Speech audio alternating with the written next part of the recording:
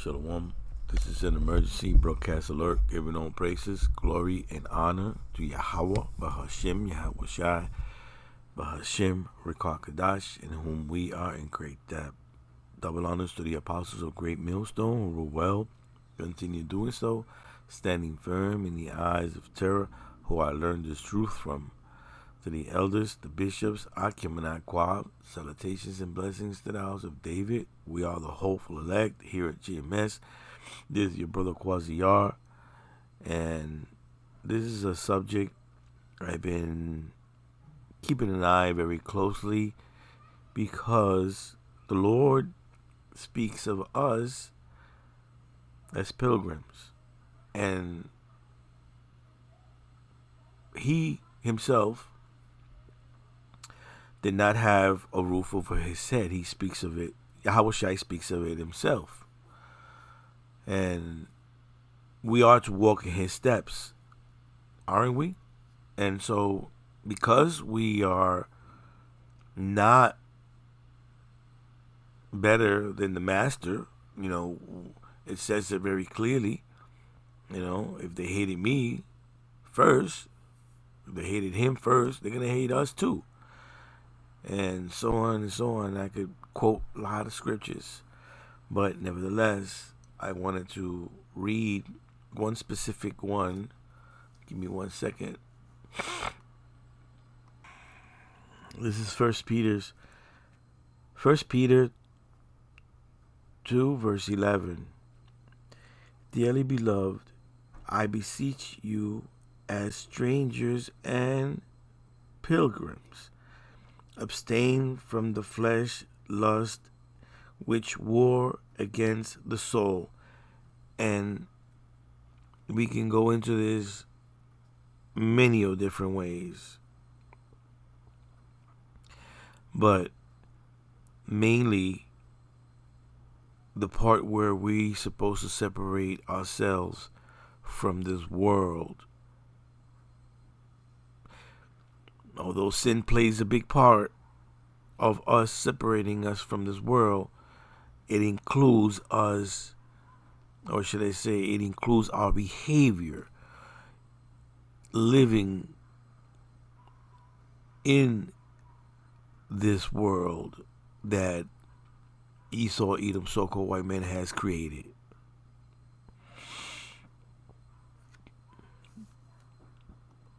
And in doing so, verse 12, having your conversation honest among the Gentiles, that whereas they speak against you as evildoers, they may by your good works which they shall behold glorify the Most High in the day of visitation.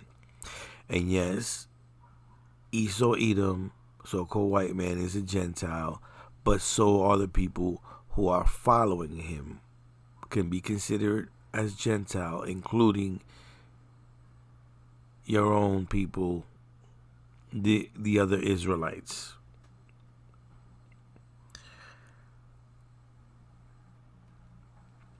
Submit yourselves, verse 13, submit yourselves to every ordinance of man for the Lord's sake, whether it be to the king as supreme, or unto governors as unto them that are sent by him, for the punishment of evildoers, and for the praise of them that do well. Now, Esau, Edom, so-called white man has sent ice among the people to collect some of you. Prophecy does not lie, and there's more coming. Verse 15. Verse 15. For so is the will of the Most High, that with well-doing ye may put to silence the ignorance of the foolish man. In other words, You keep practicing those righteous acts, the Lord's commandments, to the best of your ability. He is watching. He will take care of you. Verse 16, as free and not using your liberty for a cloak of maliciousness, but as the servants of Yahweh Shai. In other words, you know how some people buy guns, and they want to front, and they make these videos of them shooting and whatnot. That's very stupid. All right, there's nothing wrong with you having a tool to either create or defend yourself, or to eat, if you may. Because righteous and honorable men do not use these tools to fight or to destroy, because we are waiting for Yahweh B'Hashem Yahushai to make his move. We're not to take our own decisions in this.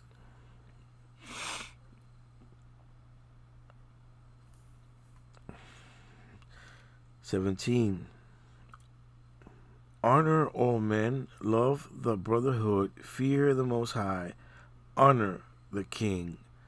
Servants, be subjected to your masters with all fear, not only to the good and Gentile, but also to the froward. For this is thankworthy if a man for conscience towards the Most High endure grief, suffering wrongfully. I'm going to read that again. For this is thankworthy if a man for conscience towards the Most High endures grief, suffering wrongfully. But at the same time, be circumspect, because 2 Ezra 16:40 says, O my people, hear my words, make you ready to thy battle, and in those evils be even as pilgrims upon the earth. Salakia. I'll read that again. This is 2 Ezra 16 verse 40. Or should I? Give me a second. I think I better read up high. This is 2 Ezra 16, and I start at verse 37. Behold, the plagues draw nigh, and are not slack, as when a woman with child is Salakia. As a woman with child in the 9th month bringeth forth her son, with 2 or 3 hours of her birth, great pains compass her womb, Jacob's trouble, which pains when the child cometh forth, they slack not a moment, even so shall not the plagues be slack to come upon the earth, Jacob's trouble, the mark, war, sedition, murder, pillaging, people breaking into people's houses, soldiers in the street, martial law. Verse 39, even so shall not the plagues be slack to come upon the earth, and the world shall mourn, and sorrows shall come upon it on every side. O my people, hear my words, make you ready to thy battle, and in those evils be even as pilgrims upon the earth. And I think you should follow and read. Well, I suppose I can read the rest of it. This is verse 41. He that selleth, let him be as he that fleeth away, and he that buyeth as one that will lose or lose. He that occupieth merchandise as he that hath no profit by it, and he that buildeth as he that shall not dwell therein. He that swareth or soweth as if he shall not reap, so also he that planteth the vineyard as he that shall not gather the grappers.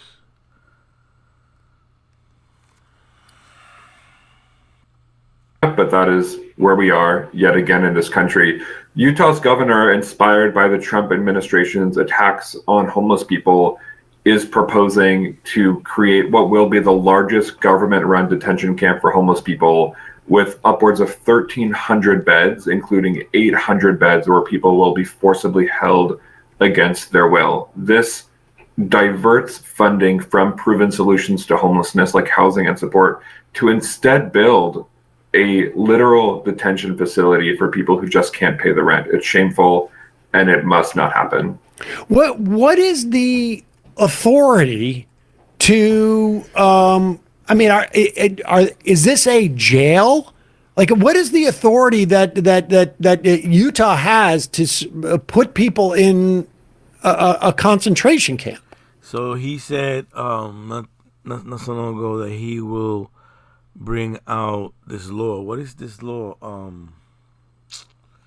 So the Insurrection Act of 1807, or just the Insurrection Act, is the U.S. federal law that empowers the President of the United States to nationally deploy the U.S. Armed Forces and to federalize the National Guard unit of the individual state in specific circumstances.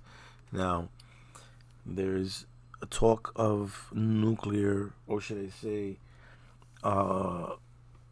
missiles going to be fired in a particular place, and that might fire, or should I say, start some things elsewhere. But at the same time, things are moving faster here in America, according to the prophecy of Gog and Magog.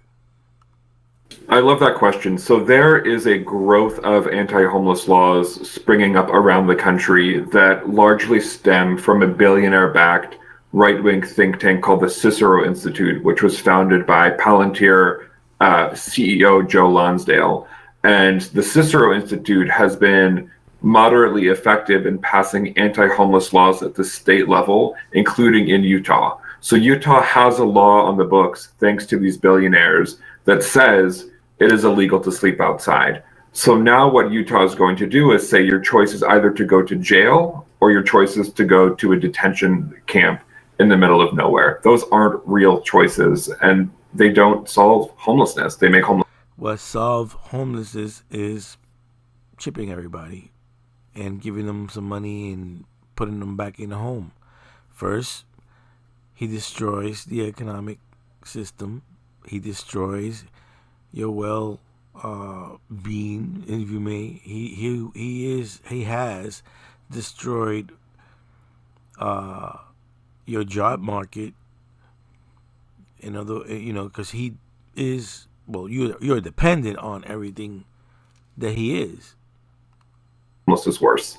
I remember that name because it's so, egregiously libertarian sounding, the Cicero Institute. Because last year I remember there was a story about this guy in Texas and how effective he had been. I believe it was in Austin, right? This the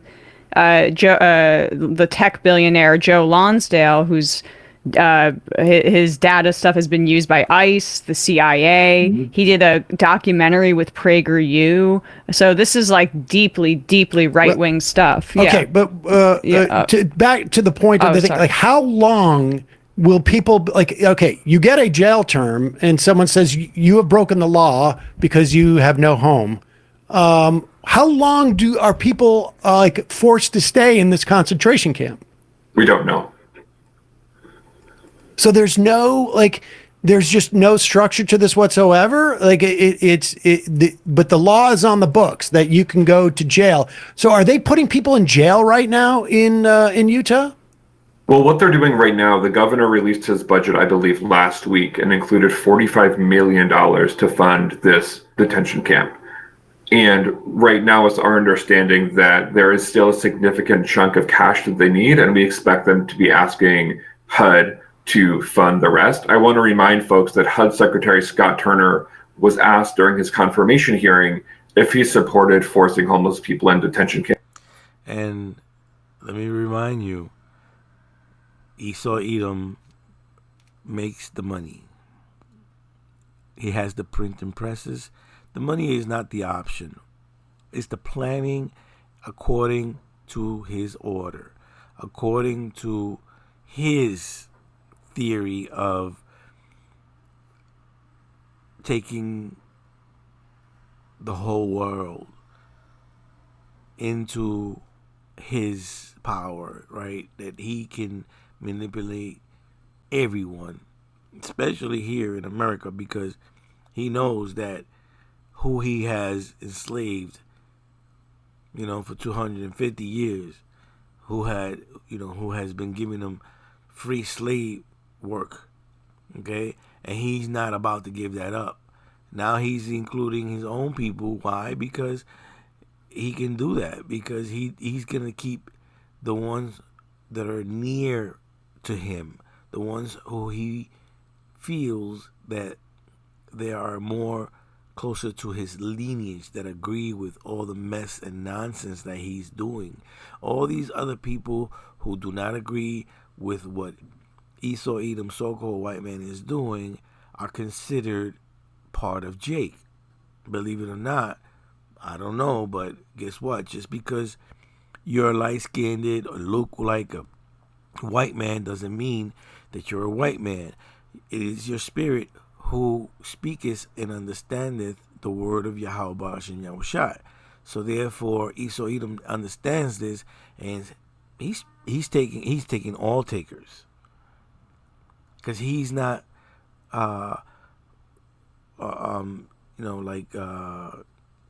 sifting. In other words, he's putting them all in the same basket under the RFID, if I said that right. Camps, and he failed to answer. We believe that anyone who cannot unequivocally say forcing people into detention camps is not only not fit to run HUD, they're just not fit to run the federal government. But it's important that we remember Trump has talked about this for a long time. This is something he has campaigned on. And now these billionaires at the Cicero Institute are really shaping homelessness policy. It should scare all of us. And honestly, everyone who cares about justice needs to be mobilizing against these attacks on people who can't afford rent. And so they have tens of millions of dollars. They're looking for federal grants to build this. I assume this is all going to some type of private prison company that will build this facility. Have they started to build it? They haven't started to build it yet. They're still waiting on the rest of the funding. So the governor's budget came out a few weeks ago, and that was the first indication that this was a top priority for Governor Cox. So now we are looking to see where they plan to get the rest of the funding. Yeah. And I, thinking and trying to, reason with the madness that's going on, the way I see it, since his economy is going down and he doesn't have all these people at work and everything is going, down the shithole, he is going to create this place, this comfortable place where people can go and get rehabilitated. And if you want to go back into society and be okay, if you may, and have your own beautiful apartment and have your car and go back to work, you must have a RFID.